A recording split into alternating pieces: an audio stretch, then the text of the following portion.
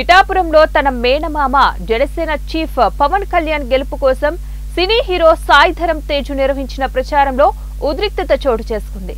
కాకినాడ జిల్లా గొల్లప్రోలు మండలం తాటిపర్తిలో ప్రచారం నిర్వహిస్తూ ఉండగా గుర్తు తెలియని వ్యక్తి రాయి విసరడంతో జనసేన కార్యకర్త ఒకరికి గాయమైంది.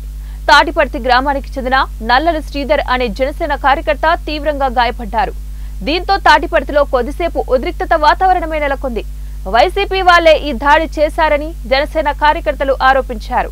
నిందితులను అరెస్టు చేయాలంటూ ఆందోళన చేపట్టారు.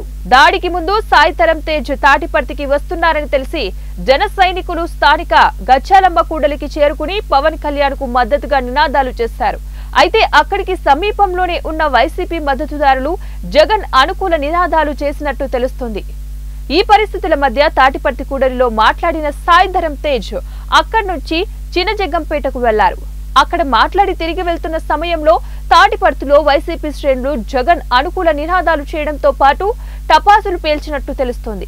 దీంతో జనసేన వైసీపీ శ్రేణుల మధ్య ఉద్రిక్తత వాతావరణం చోటు చేసుకుంది.